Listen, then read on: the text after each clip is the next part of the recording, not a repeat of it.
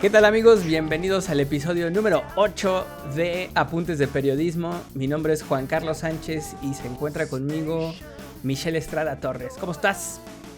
Todo muy bien, Juan Carlos, y muchas gracias a todos aquellos y aquellas que nos están escuchando por podcast o viéndonos a través de Facebook o de YouTube. Pues nada, ya muy contenta de que ya hayamos llegado al episodio 8. Todo se ha ido muy rápido. Y como siempre te pregunto, ¿qué dice el calor? Porque se ve que está, pero en su apogeo, ¿ah? Sí. No, en su apogeo, de verdad que sí. Ha sido bien caluroso, de hecho, no sé si ustedes también están pendientes porque le llegan por lo menos a la parte de México, a la parte este de México, las tormentas y demás, así que están pendientes a lo que se forma en el Atlántico y llega al Caribe. Pues hemos tenido ya 3 tormentas al momento en que se está grabando esto, ondas tropicales que podrían convertirse en tormenta y tienen algún potencial ciclónico, así que todavía no ha habido nada grande, pero es una temporada anticipada, ¿no? Porque esa formación mayormente ocurre de agosto en adelante, así que quiere decir que el mar está bastante caliente y eso pues no suelen ser buenos augurios para una temporada de huracanes que se anticipa activa. Pero sí, contestando tu pregunta, está bastante caluroso. Nosotros también tenemos aquí ya el calorcito, por ejemplo, a mediodía, pero ya ha estado lloviendo mucho. Ya las lluvias ya están pues permanentes, digamos, llueve diario. Y por ejemplo, ayer llovió 3 veces y fuerte, o sea, se detuvo un lapso, no sé, como de 2 o 3 horas y luego otra vez y luego descansó y luego otra vez. Entonces, pues sí, está bastante intenso. Lo que no me agradaría es que, por ejemplo, normalmente a estas alturas empiezan a haber noticias ya de inundaciones, sobre todo en la Sierra de Puebla, y hay que correr, ¿no? Porque hay muchas zonas damnificadas y son días de bastante, ¿cómo se diría? Pues de bastante estrés, de coberturas intensas, ¿no? Sí, eso pasa acá también. Ha llovido bastante. De hecho, ha llovido más en lo que va de junio que lo que llovió en todo mayo, que suele ser un mes más lluvioso. Mira. Así que también estamos lidiando con eso porque las inundaciones urbanas surgen en cualquier momento. Claro. Que también igual hay que atenderlo así con prioridad. Oye, Michelle, a ver, dinos de qué vamos a hablar este día. ¿Cuál es la inquietud? ¿Cuál es la queja ahora? Bueno, pues fíjate que no es tanto queja. Yo creo que este va a ser el episodio más positivo porque somos periodistas y vamos a hablar de por qué decidimos y queremos ser periodistas y por qué nos gusta este oficio y por qué lo ejercemos. Así que yo creo que partiendo de mi experiencia, yo nunca, hay mucha gente que dice desde jovencito que estaba mentalizado a ser maestra o quería ser doctora o quería ser ingeniera o quería ser mecánico. Pues yo realmente esa inquietud no la tuve muy temprano en mi vida. De hecho, esos últimos años de la escuela estuve bastante perdida. No sabía qué me gustaba, no tenía muy claro qué quería hacer. Y descubrí que era buena escribiendo. Así que mi primera inquietud para encaminarme al periodismo era porque escribía bien y me gustaba.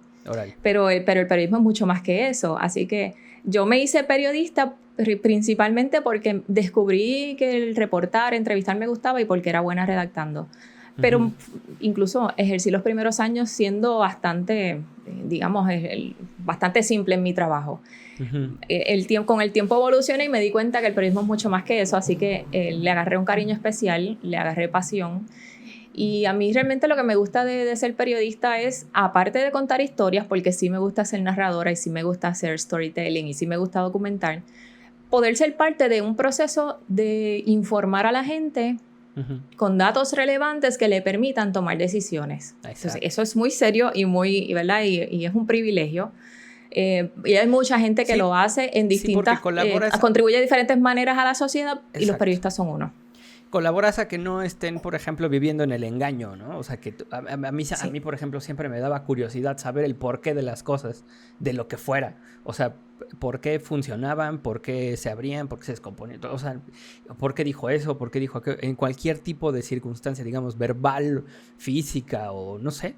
Siempre me daba curiosidad y justamente para llegar y explicarle a alguien. Entonces, creo que lo lógico es que yo fuera un periodista, entre periodista y profesor, ¿no? Porque como que de pronto se parecen mucho. Pero entonces tú ya estabas hasta, a lo mejor ya bastante mayor cuando decidiste, es periodismo lo que yo quiero hacer.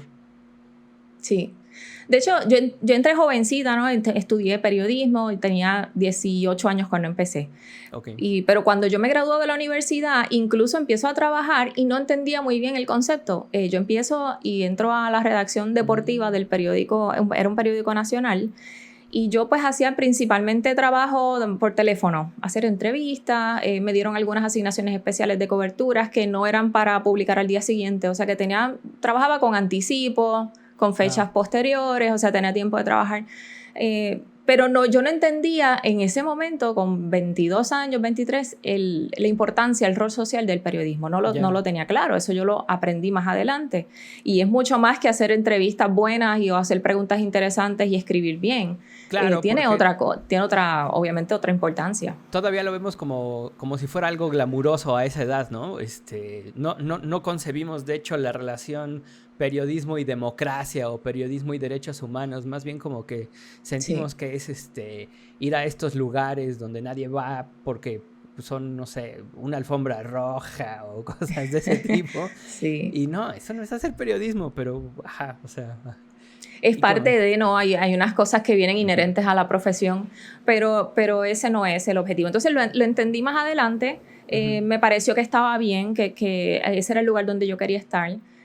Sobre todo después que tengo mi propio medio junto a mi esposo, pues eso ha cobrado mayor relevancia, porque es un producto tuyo, que tú lo encaminas, que tú le pones la línea editorial, que tú vas todos los días desarrollándolo, que cambias de dirección pues porque lo pensaste y dijiste pues este no es el camino, es este otro, y eso pues se construye todos los días. Entonces pues ser parte de ese proceso, que como te decía, pues las ONG lo hacen de alguna manera, algún sector de los abogados lo hacen, educar a la población, hablarle precisamente de derechos humanos, de cuáles son, a qué tú tienes derecho en la vida y cuál es también tu compromiso social o cuál debe ser tu compromiso social. Ese tipo de cosas, el gobierno de alguna manera, aunque ¿verdad? Lo tomamos con pinzas, tiene que ejercer ese rol también, pero los periodistas vienen a hacer quizás el elemento más cercano a la gente, el que puede y tiene la oportunidad de escuchar directamente a las personas, de prestarle atención a esas inquietudes, de canalizar unas preocupaciones,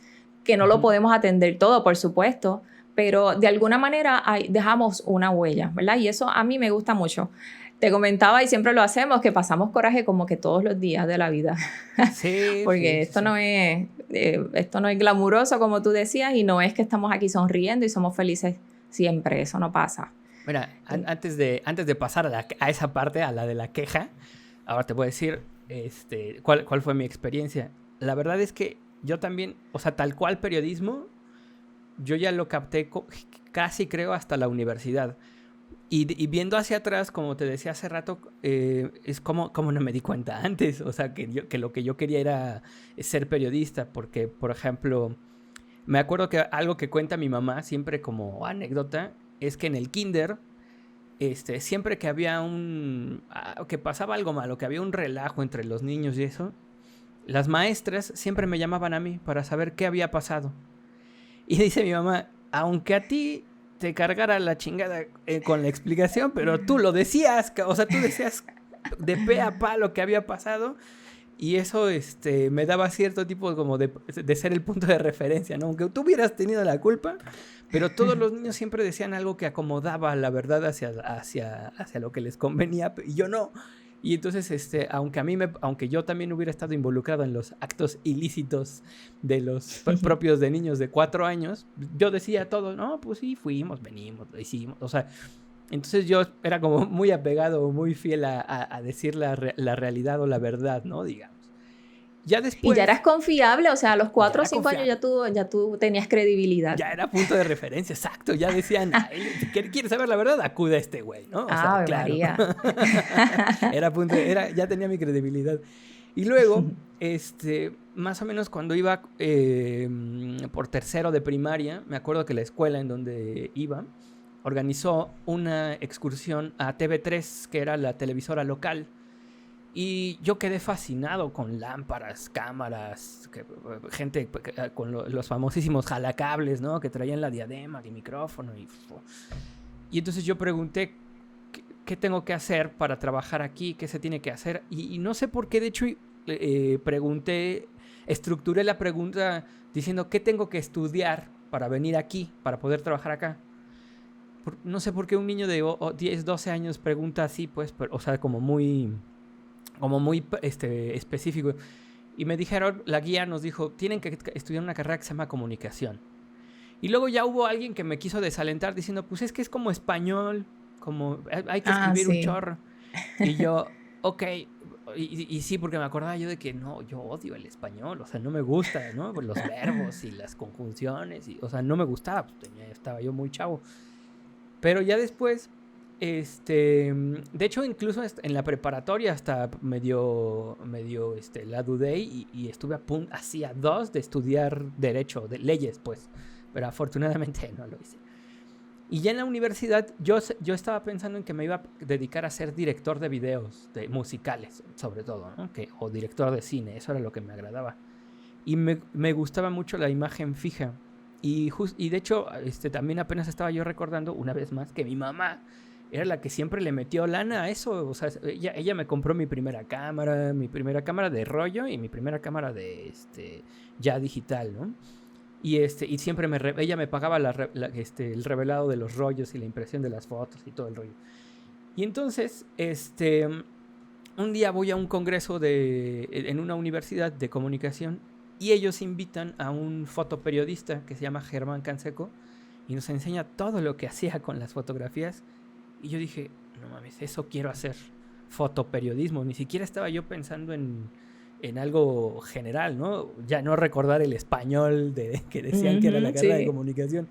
Que para ese entonces ya era yo bastante bueno en la redacción, ¿eh? Déjame te platico. Entonces, no, tienes que presumirlo, obviamente. lo tengo que decir. Entonces, cuando me presentan ese formato de fotoperiodismo, yo quedé impactado y entonces desde ahí me enamoré. Después, también a la par de todo esto, mucho tiempo tuve inquietudes por la creación de páginas web. Y entonces en los últimos semestres de mi carrera se empezó así a conjuntar todo, ¿no?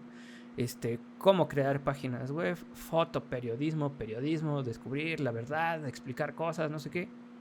Y lo lógico, o sea, también era como muy lógico crear un sitio web de noticias, ¿no? Que, pues sobre todo porque me chocaba cómo daban las noticias en la televisión o en la radio y yo no sentía que hubiera una oferta buena en páginas web o sobre todo y además aquí en Puebla pues los medios impresos no son necesariamente punto de referencia para hacer periodismo. Entonces, a manera de queja, que ya es lo que nos encamina a lo siguiente, es como me gusta y quiero y colaboro a fundar este portal de noticias, ¿no? Entonces, es un poco de todo eso. Y al final creo que se reduce a algo que se tiene que llamar vocación, ¿no? Es la inquietud, la curiosidad, la queja y la propuesta, ¿no? No sé cómo. Pero eso que tú mencionas de tu necesidad, ¿verdad? O que era natural terminar fundando un medio digital, porque sentías que había un vacío, porque no se estaban contando las noticias como te parece a ti que deberían hacerlo. Eso mismo sentí yo. Claro, yo fui a mi primera experiencia laboral. La primera, que duró 11 años, fue en un medio nacional. No era mío, para nada relacionado con mi familia, era del mainstream.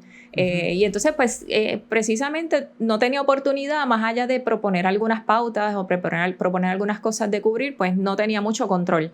Luego, en la segunda etapa laboral mía, que es la que estoy actualmente, pues sí he podido hacerlo y he podido contribuir a fundar algo distinto y a promover que se cubran cosas de distinta manera que yo veía y todavía veo que no se cubren, que no se atienden estos ángulos, que no se atienden de esta manera o que no se presentan estas voces. Entonces, tú poder ayudar al cambio también, eso ayuda al cambio social, a que tengan visibilidad personas que hace 10 años no la tenían o hace 20 años no la tenían, a que se discutan hoy temas que hace 10, 15 años cuando nosotros estudiábamos y empezamos a trabajar, jamás pensar que se podían cubrir. Y entonces, pues, tener esa oportunidad de proponer cosas nuevas también es parte de lo que me gusta, ¿verdad? Y me llena.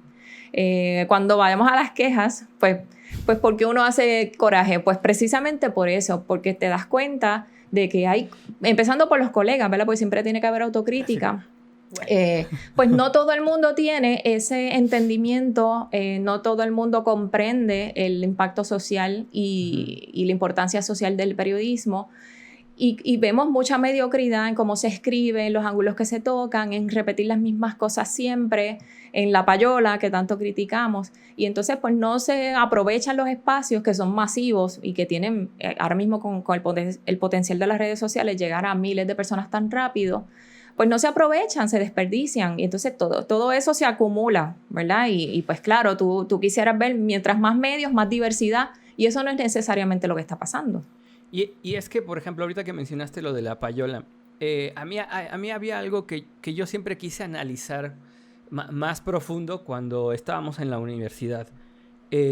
Cuando estábamos en la materia, no sé, a lo mejor en cada lugar se llama distinto, pero teoría de la comunicación.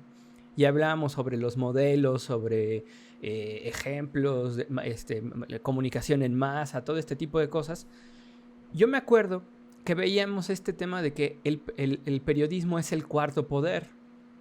Y siempre, me acuerdo que además el profesor preguntaba, y lo veíamos yo lo vi muchas veces en texto, que de pronto pensaban, a ver, si el periodismo es el cuarto poder, ¿cuáles son los otros tres? Ah, pues el ejecutivo, el legislativo y el judicial. Y yo, no, güey, ese no es. Esos son poderes del Estado, no. Y apenas hace no mucho estuve discutiendo con un amigo porque en un artículo de Wikipedia afirman que sí son los otros tres. Y este amigo es muy onda Wikipedia. Entonces yo decía, está mal. Los otros tres poderes son el económico, el eclesiástico y el político. Entonces por eso el periodismo es el cuarto poder. Pero bueno, de todos modos, yo estoy peleado con cualquiera de esas dos acepciones, porque yo digo, no deberíamos ver al periodismo como un poder. Es decir, sí tiene un poder de influencia, sí tiene un poder de quitar y poner, por ejemplo, ya sea a la buena o a la mala, gobernantes, empresarios, sí, personas del... Sí tiene ese poder. Pero el periodismo debería ser más bien visto como un servicio, ¿no? No como algo de poderoso o algo que refiera a que yo puedo hacerte esto o puedo hacerte el otro, porque ahí es donde entra justamente el tema de la payola o del chayote, ¿no? Porque se empieza a aliar con los otros poderes y empiezan a manipular la información, que eso es algo muy, muy normal en los medios tradicionales. No digo que ahora en los medios emergentes esté excluido, ¿no? Pero pasa mayormente en los medios tradicionales, porque finalmente también los medios tradicionales le hagan como quieran hacerle. Por ejemplo, la televisión o la radio tienen que contar con un permiso del Estado para poder ejercer su labor. Es decir, porque utilizan las ondas del espectro radio, ¿cómo se dice? Electromagnético. Entonces, como eso es propiedad de la nación, pues tienen que pedir permiso. Y un medio digital no, entonces de entrada sí puede ser mucho más crítico porque no está atenido a ellos. En fin, la onda es esto. ¿Cómo percibimos, cómo llega cada quien al periodismo a ejercerlo? Porque justamente va a haber alguien que nos diga, no, pues ustedes lo que están diciendo está mal, porque el periodismo debe ser así, así, así, porque lo conciben de una manera. Por ejemplo, a lo mejor alguien lo concibe como un hobby, o a lo mejor alguien lo concibe como un empleo y ya. Justo hoy en la mañana estábamos hablando Liz y yo sobre que el periodismo es un estilo de vida. Entonces, yo creo que incluso hasta se vive de manera diferente cuando un solo miembro de la casa es periodista o cuando el periodismo es en pareja o en más miembros de la familia, ¿no? ¿Cómo ves eso? ¿Tú, qué es lo que debe ser el periodismo? ¿Un poder? ¿Sí debemos estarlo tomando en cuenta como eso? Bueno, tiene un poder, los medios en términos generales y el periodismo dentro de ellos. Claro que tiene un poder de subir y bajar gobernantes, de ensalzar la figura de unas figuras y de hacer que otras colapsen.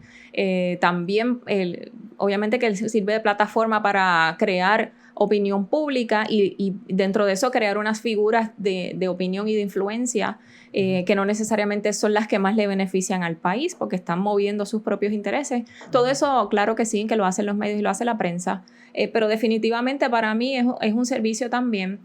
Por eso yo le llamo más oficio que profesión, me parece que lo define mejor. Y también hay esa pregunta que tú hiciste hace unos minutos de ¿cómo la gente decidió llegar al periodismo? Pues mira, hay gente que sí lo ve como una plataforma para enriquecerse.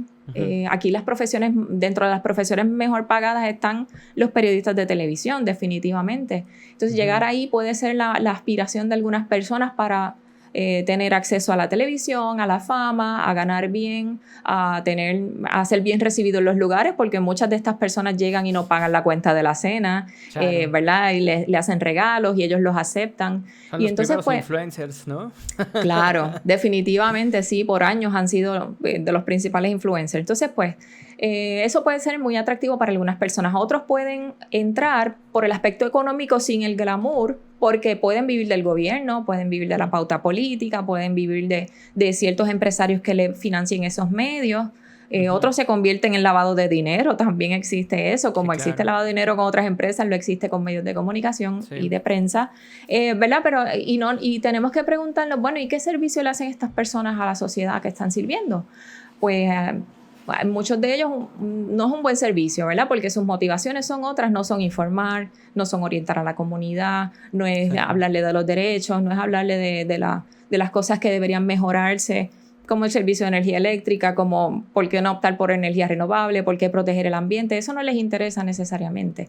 Exacto. Y entonces, pues, ahí podemos nosotros hacer la autorreflexión que siempre a mí me gusta hacer.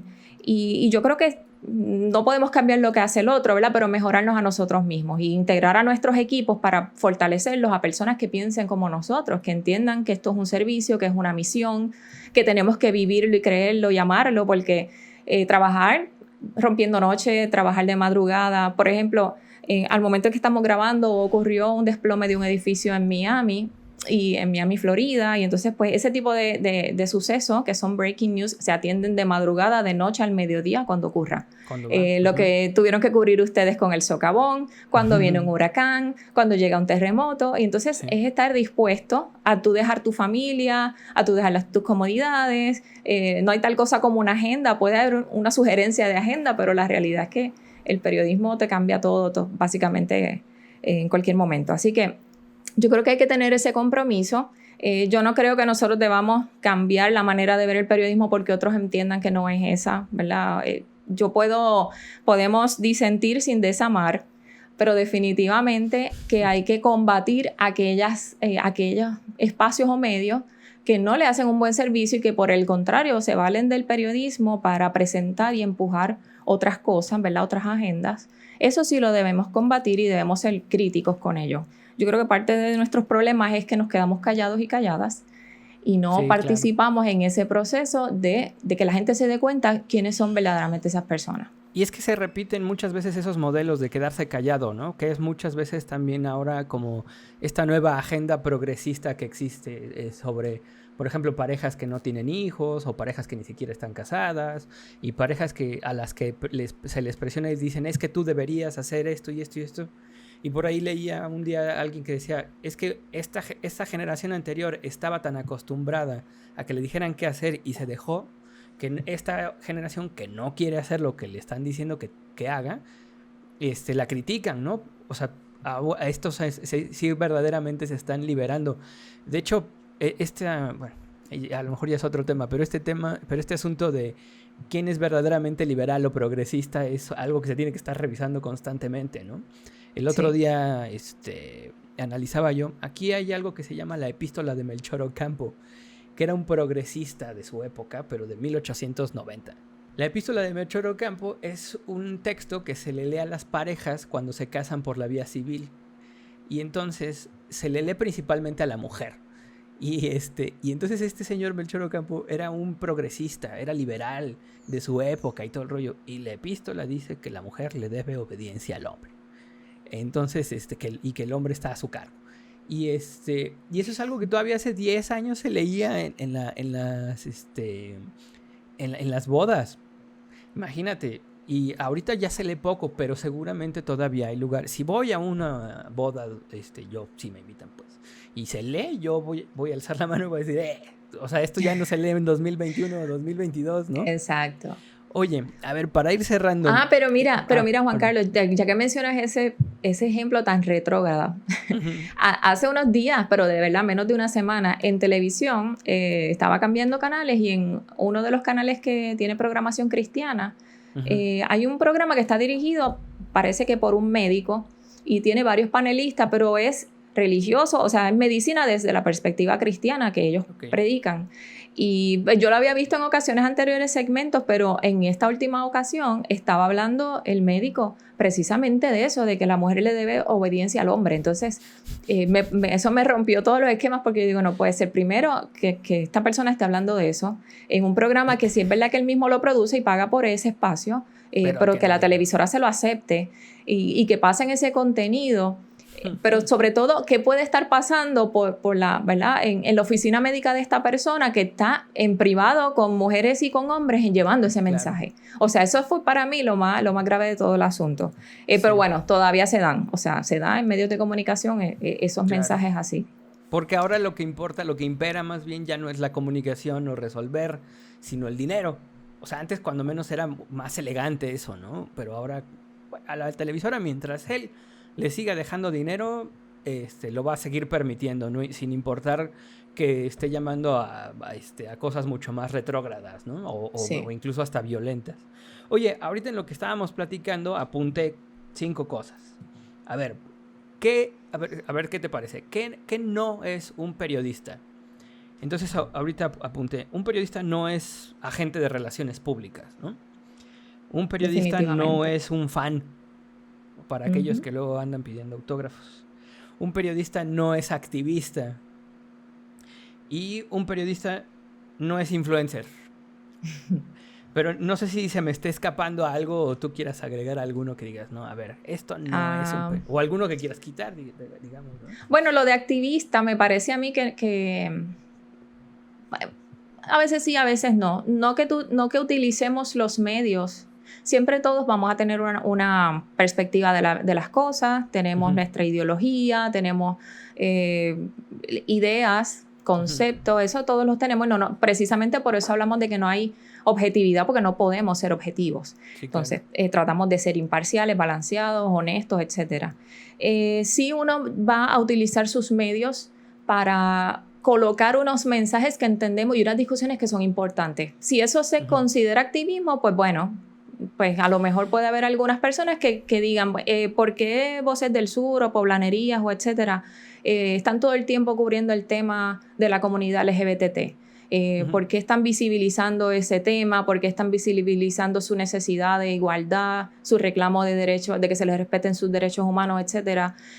Pues mira, porque eso es importante, claro, eso puede ser activismo para algunos grupos que estén en contra. Yo creo que sí, que hay que ser vocal. Si eso se puede considerar activismo, yo creo que en algunas instancias sí, lo hablábamos en un podcast anterior. En el momento en que aquí era necesario sacar al gobernador Ricardo Rosselló, pues los periodistas dieron un paso al frente. Unos desde su cobertura y cómo lo hacían, y otros activamente pidiendo la renuncia del gobernador también. Yo no estaba en el segundo grupo, yo estuve en el primero. Pero bueno, eso puede un poco catalogarse de activismo, pero fuera de eso estoy totalmente de acuerdo contigo. Para nada ser relacionista público es compatible con ser periodista, publicista mucho menos, pero hay gente que ejerce las tres a la vez. Exacto. Y bueno, eso, apartarse de lo que nosotros llamamos oficialismo, que puede ser versiones del gobierno, ¿verdad? De todo este punto de vista político y gubernamental, que nosotros, en vez de estar uniéndonos y servirle de voz y de grabadora, tenemos que estar fiscalizándolo. De escribano, ¿no? De secretario. Exacto. Bueno, ni fan e influencer tampoco, o eso sí. No, tampoco. Definitivamente algunos se consideran influencers hace muchos años, incluso antes de las redes sociales.